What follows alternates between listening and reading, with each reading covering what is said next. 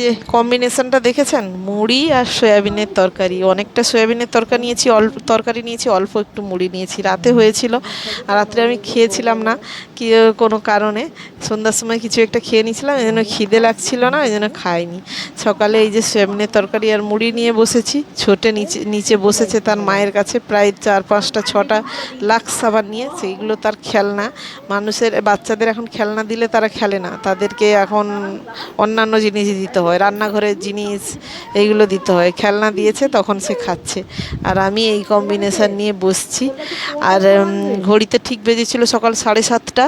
অরিত্র অরিত্রিয়ান মমে আপনাদের সবাইকে স্বাগত জানিয়ে আবার একটা ভিডিও শুরু করলাম। আমি সোমা, আর বাচ্চাদের তো স্কুলে দিয়ে এসছি। এখন যেহেতু সকালে ওষুধ খেয়ে নিয়েছি, হাঁটুর ব্যথার জন্য ওষুধ খেতে হয়, তার জন্য সকালে ওষুধ খাওয়ার পরে এই যে খাবারটা খাচ্ছি।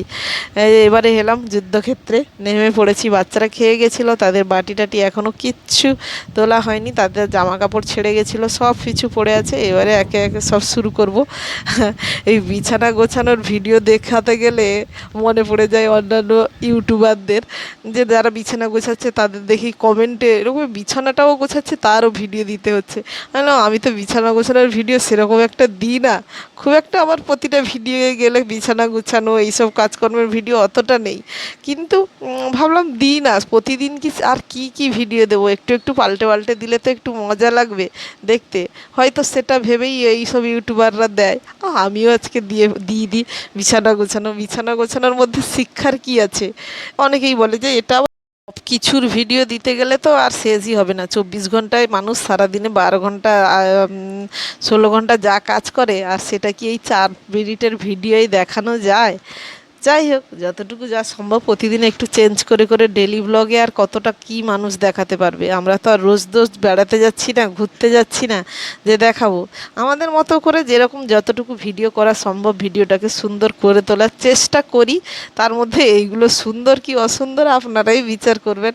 এটা তো সারা জীবনই বিচার করার জন্য দর্শকরা থাকবে। গোছানো টুকটাক হলো, চলে এলাম বাথরুমে। এবারে বাথরুমে নিয়ে ঝাড়ুটা নিয়ে এবারে যাব ঝাড়ুদানির কাজ করতে।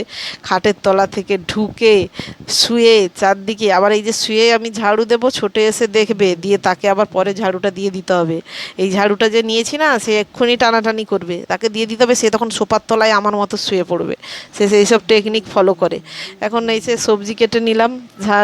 সবজি কাটার মধ্যে ছিল শাক, ছিল আর টুকটাক ছিল। এই যে এই জিনিসটার দাম শুনলে না মাথা ঘোরে, টমেটোর এখন যা দাম। তো শাশুড়ি মা যেহেতু মাঝে মাঝে আবদার করে, টমেটোর টক খেতে ভালোবাসে, চাটনি খেতে ভালোবাসে, তাই শ্বশুরমশাই এনেও দেয়, করাও হয়। যেহেতু উনি তো মাংস খান না, ডিম খান না, আমরা তো টুকটাক যখন যাটা পারি খেয়ে নিই। এই যে একটা ছেলের কাজ দেখুন, রথের মধ্যে পা ঢুকিয়ে দিয়েছে, রথ গড়িয়ে চলে যাচ্ছে, একটা পা ওদিকে। আর রথ বের করানো হয়েছে পরিষ্কার করার জন্য, কিন্তু এরা তার রথের মধ্যে ঠাকুরকে বের করে তুলে দিয়েছি, কারণ যা অত্যাচার করছে ঠাকুর, এসব অত্যাচার মনে হয় সহ্য করতে পারবে না, বলবে এ আমাকে কোথায় ধরিত্রীতে এনে ফেললি এই মর্তে। এইসব বাচ্চাদের আমার উপর নাথি মেরে শুইয়ে দিচ্ছে। তাই আর এখন বেজে গেছে ঘড়িতে প্রায় 12:30। আমার ছেলে মেয়ে বাটিতে বসে মুড়ি খাচ্ছে, দেখেছেন? মুড়ি দিতেই হবে, কিশমিশ দাও, মুড়ি দাও। এই যে ভাত তরকারি হয়েছে, মাছের ঝোল, শাকের ভাজা হয়েছে, ওগুলো খাবে না, মুড়ি দাও, মুড়ি খাবে। এখানে বাটিতে আবার কম মুড়ি হয়ে গেছে বলে আমাকে গ্যাসের কাছে দিয়ে চলে গেল, বললো কিশমিশ দাও, আরও বাটিতে মুড়ি দাও। এই নিয়ে বায়না করছে দেখুন। এই চলতে থাকে এই ছেলে মেয়ে। দুপুর 12:30টার সময় আমি এলাম, ঝটপট ভাত খাইয়ে দেবো না, এক্ষুনি তাকে মুড়ি দিতে হবে। এই অদ্ভুত অদ্ভুত বায়নাগুলো করে না, যেগুলো মানে মাথা গরম হয়ে গেলেও নিজেকে চেপে শান্ত রাখতে হয়। ভিডিওটা আজকের মতো এখানেই শেষ করলাম, টাটা।